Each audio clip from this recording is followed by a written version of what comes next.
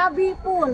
Perkenalkan, nama saya Rizka Sapitri, mahasiswa PPG dalam jabatan kategori 1 gelombang 3 2023 LPTKA Universitas Bandar Lampung. Berikut adalah video PL siklus 1. Selamat menyaksikan.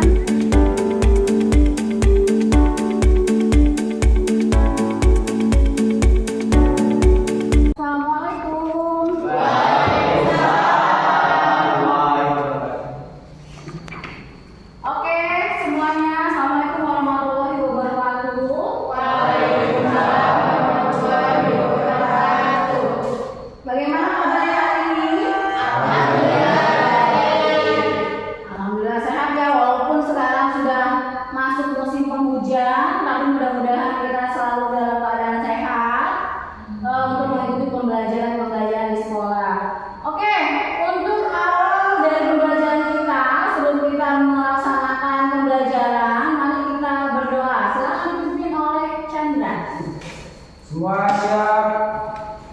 Doa mulai. Doa selesai, ucapkan salam. Assalamualaikum warahmatullahi wabarakatuh.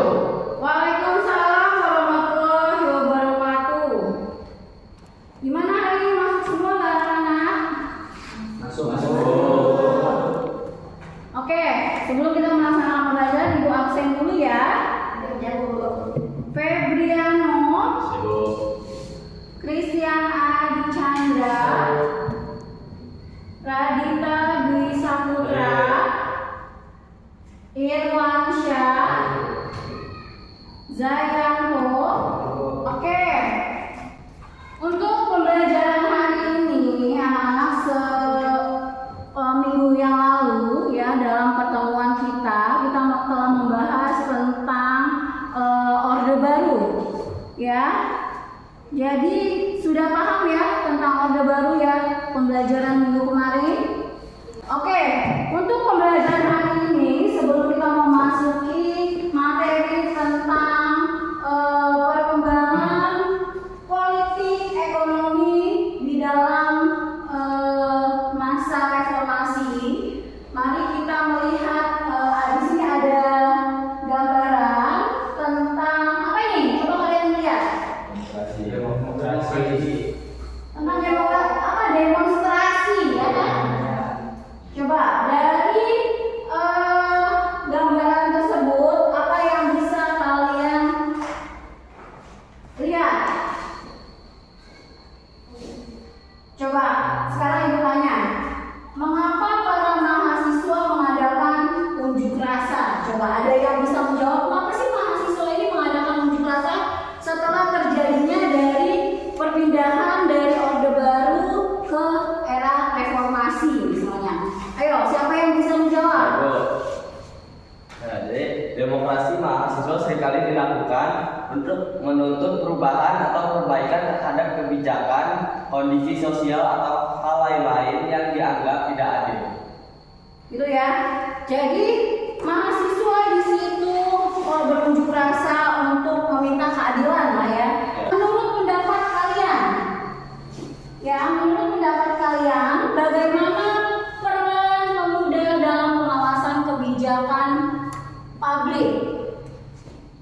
Saya Bu. Oke.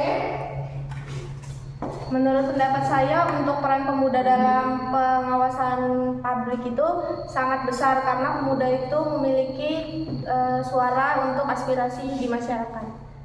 Ya, jadi peran pemuda di sini, peran pemuda sangat besar ya, sangat banyak andilnya di dalam perubahan politik, pastinya dari orde baru ke reformasi. Ya, jadi dari gambar tersebut dapat kita lihat bahwa peran dari pemuda sangat berperan di dalam perpindahan dari orde baru ke reformasi, ya kan? Nah, sekarang kalian nih kan sebagai para pemuda dan pemudi Indonesia, ya, seharusnya kalian wajib mengikuti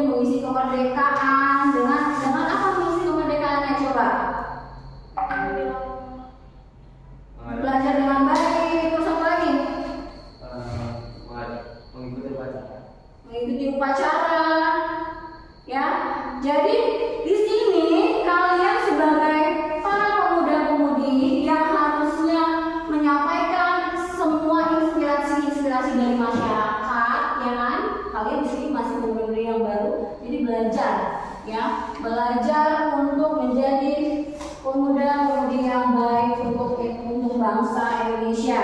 Pada pembelajaran kita hari ini, kita akan mempunyai tujuan pembelajaran untuk menganalisis dari penyebab munculnya reformasi di Indonesia.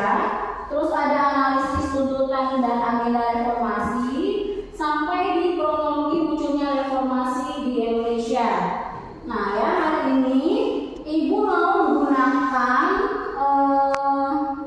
model pembelajaran cooperative learning, namanya cooperative learning tipe jigsaw. Jadi kalian nanti dibagi menjadi beberapa kelompok, ya, itu berdiskusi lalu mempresentasikan, ada tanya jawab, dan kita mengambil kesimpulan dari pembelajaran tersebut. Oke, di sini Ibu akan memberikan pengantar berupa video yang akan Ibu tayangkan. Ya, kalian lihat video tersebut tentang aksi demonstrasi menuntut reformasi pada 19 Mei 1998.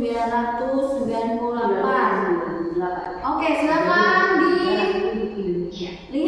Hari ini 23 tahun yang lalu, puluhan ribu mahasiswa menuju gedung DPR MPR. Para mahasiswa memenuhi halaman. Demo mahasiswa di gedung DPR ini adalah rangkaian dari unjuk rasa besar dengan tuntutan reformasi meminta Presiden Soeharto mundur dari jabatannya. Oke, sudah di situ coba setelah kalian melihat ya video aksi demonstrasi mahasiswa pada 19 Mei 1998. Coba sekarang ditanya, berdasarkan video tersebut, ya, hal apa sih yang disuarakan oleh demokrasi? Coba, silahkan Rizky. Gerakan mahasiswa tahun 1998 adalah tuntutan adanya reformasi dalam sistem pemerintahan informasi. Gerakan mahasiswa 1998 didorong oleh kondisi Indonesia yang saat itu sudah tidak stabil, terlebih karena mengalami krisis moneter. Oke, ya. Jadi adanya demonstrasi atau aksi mahasiswa pada 19 Mei 1998 adalah bentuk dari kekecewaan para mahasiswa kepada sistem pemerintahan, ya, yang pada saat itu Orde Baru dipimpin oleh Soeharto. Oke, di sini Ibu akan membentuk kelompok kalian, kelompok belajar, ya. Dengarkan ya.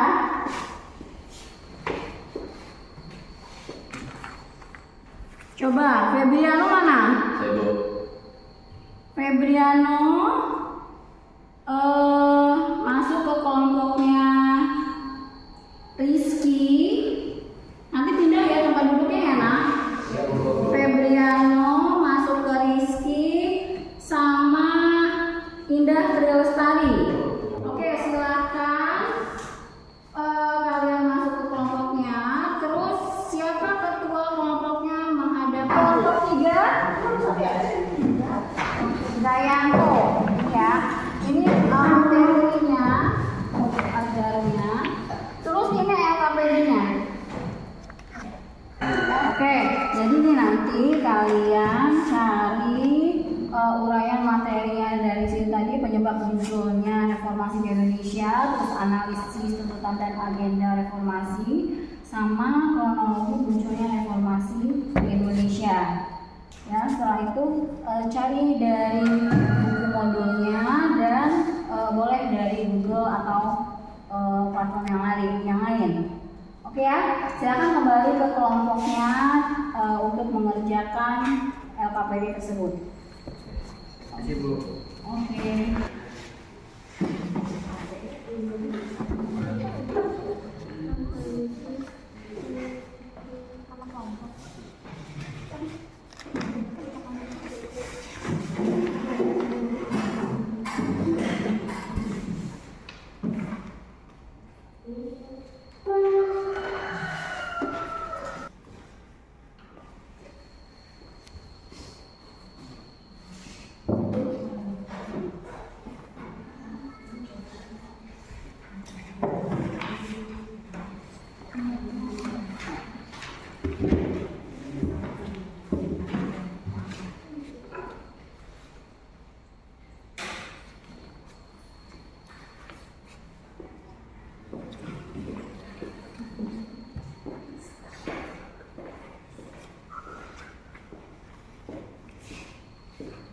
materinya.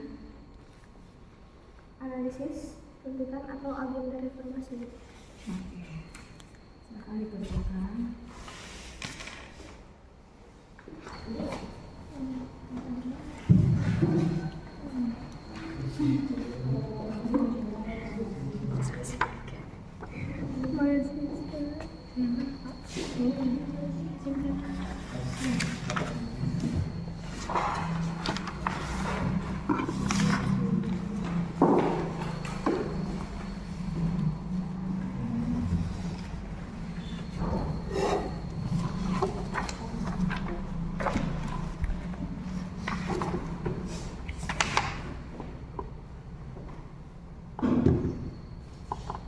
Oke, sudah. Di situ kan sudah kalian terima materi yang dibahas ya. Untuk kelompok 1, siapa kelompok 1? Oh, kelompok 1 itu ada penyebab munculnya reformasi di Indonesia. Kalian cari apa-apa saja ya aksi atau yang membuat atau yang memunculkan adanya reformasi di Indonesia. Ya, kalian cari di modul ajarnya atau cari boleh di Google-nya. Boleh yang menggunakan smartphone tapi dengan syarat membuka materi ajarnya. Terus untuk yang kedua, itu ada analisis tuntutan atau agenda dari reformasi. Jadi apa saja sih tuntutan-tuntutan dari adanya reformasi tersebut dan apa saja agenda-agenda yang ada di dalam reformasi tersebut. Oke, kelompok 2 ya. Mana kelompok 2? Oke. Kelompok 3 di situ materi tentang kronologi munculnya reformasi di Indonesia. Ya. Jadi peristiwa-peristiwa apa saja atau bagaimana kronologisnya munculnya reformasi yang ada di Indonesia. Oke, sudah paham semua? Sudah mengerjakan. Nanti kita akan presentasi maju depan satu-satu ya, Nak.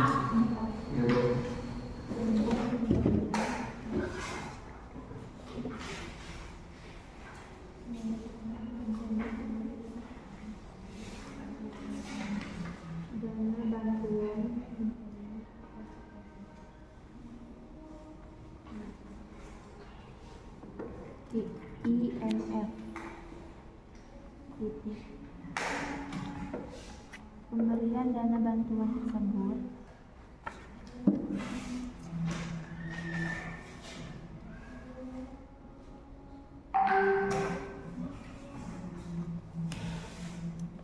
mengandung 2 kelemahan.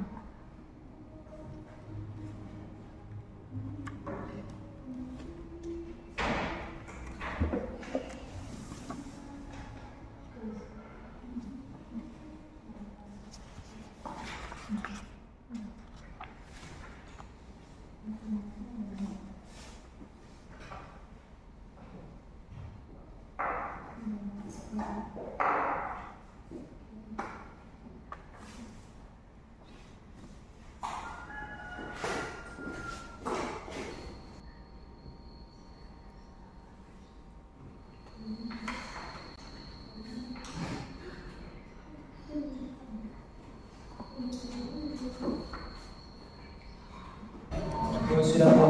Sudah? Oke, untuk kelompok berapa coba? 2. Kelompok 2, silakan kelompok 2 untuk mempresentasikan hasil diskusi kelompoknya. Silakan kelompok lain untuk menganalisis dan menanggapi dan membuat nanti pertanyaannya. Oke, silakan maju kelompok 2.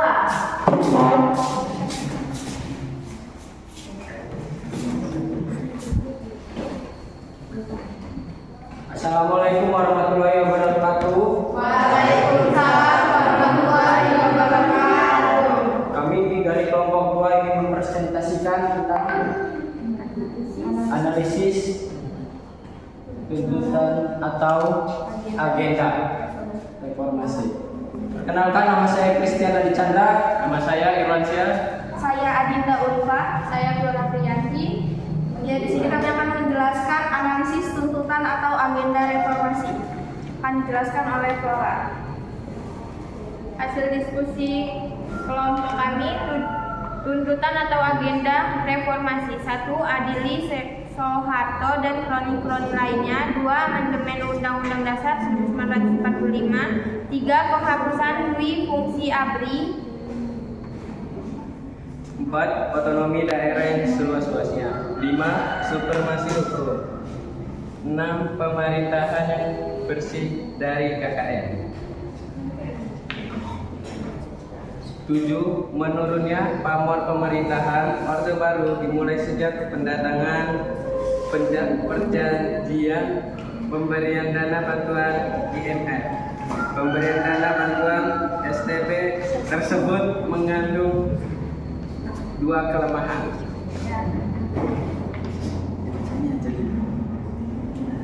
Jadi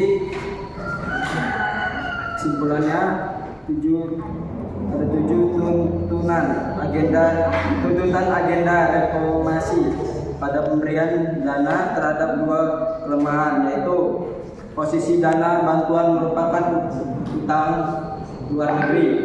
2. Penerapan struktural argumentasi program dari IMF yang menyertai menurun dan bantuan tersebut. Baik, apakah ada yang ingin ditanyakan? Boleh saya bertanya? Ya, silakan. Nah, jadi dalam hal ini apa sih yang dimaksud dengan KKN itu? Iya, tadi menurut nomor 3 itu ada penghapusan di nomor 6 itu ada pemerintah yang bersih dari KKN. Jadi KKN itu adalah kependekan dari korupsi, kolusi, dan nepotisme. Untuk korupsi sendiri itu adalah penyalahgunaan uang atau barang yang merugikan masyarakat dan negara. Terus yang kedua itu ada kolusi. Kolusi itu adalah penyalahgunaan kayak dia kerjasama gitu. Jadi dia bisa merugikan masyarakat, orang lain, dan negara juga. Karena dia kayak sistemnya suap menyuap gitu. Kalau untuk nepotisme sendiri itu adalah penyalahgunaan kekuasaan. Jadi dia lebih menguntungkan ke kerabat terdekat dia, keluarganya, dan teman-temannya gitu. Jadi bisa merugikan orang lain dan negara. Cukup.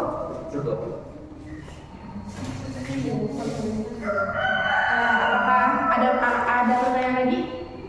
Tidak. Oke. Baik, sekian aja presentasi dari kami. Kami akhiri. Wassalamualaikum warahmatullahi wabarakatuh. Oke, halo semuanya. Oke, lanjut ke kelompok berikutnya. Ayo kelompok siapa yang mau maju duluan? Satu. Yo, kelompok. Assalamualaikum warahmatullahi wabarakatuh. Waalaikumsalam warahmatullahi wabarakatuh. Perkenalkan, nama saya Janto dari kelompok 3. Saya Sariko Meliastin dari kelompok 3. Saya Rizka Andalia dari kelompok 3. Kami akan mempresentasikan hasil diskusi kelompok kami yang akan dibacakan oleh Jayanto. Reformasi era setelah masa kepemimpinan hanya Presiden Soeharto yang berakhir pada 1998. Reformasi mengakhiri kekuasaan 32 tahun Soeharto serta mengawali era baru dalam kehidupan politik. Dan memerintah Indonesia, Soeharto melepas jabatannya sebagai Presiden Indonesia pada 21 Mei 1998 yang kemudian digantikan oleh Wakil Presiden B.J. Habibie. Kesimpulan dari kronologi munculnya reformasi di Indonesia adalah kemudian Presiden Soeharto bermula dari terjadinya krisis moneter sejak 1997. Pada saat itu kondisi perekonomian di Indonesia dapat dikatakan karut-marut sehingga menimbulkan ketidakpuasan masyarakat.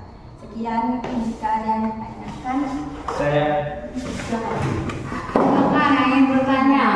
mengapa Presiden Soeharto Ayo, turun dari jabatannya sebagai presiden?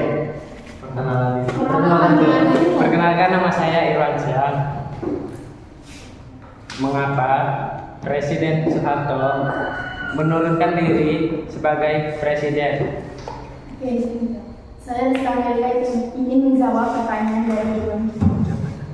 Jawabannya mundurnya Presiden Soeharto pada 21 Mei 1998 dilatar belakangi oleh ketidakstabilan dalam negeri Indonesia setelah menjadi berbagai kerusuhan yang menginginkan Soeharto turun dari jabatannya.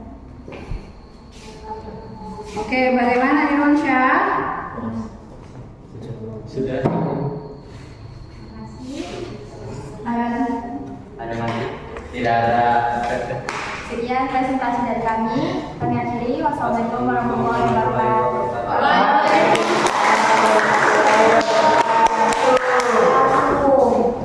Terima kasih anak-anak hebat sudah melaksanakan presentasi dengan baik yang menganalisis dari materi-materi yang sudah diberikan. Di sini dapat kita simpulkan ya bahwa penyebab reformasi di Indonesia adalah salah satunya ada krisis politik, ekonomi, hukum dan sosial pada masa Orde Baru. Jadi terjadinya penyelewengan, ketidakadilan dan rekayasa demokrasi yang memicu ketidakpuasan masyarakat. Nah, dari itu kan banyak sekali terjadi demonstrasi ya dari perubahan dari Orde Baru ke era reformasi. Yang kedua di situ ada krisis ekonomi, anjloknya nilai mata uang. Yang kan kita terjadi krisis ekonomi, menurunnya nilai mata uang rupiah, ya nggak ada harganya lagi di situ nilai rupiah. Terus ada juga utang luar negeri yang membengkak, ya yang juga mendorong terjadinya reformasi tersebut. Bagaimana ya keadaan Indonesia setelah 32 tahun presiden tidak berubah, ya kan? Dengan adanya demonstrasi merubah tatanan dari Orde Baru ke demokrasi atau reformasi. Kemudian setelah dari presentasi tersebut sudah selesai semua ya, silakan tolong kumpulkan kembali LKPD-nya. Kumpulkan kembali hasil presentasinya. Oke, sampai di sini coba. Adakah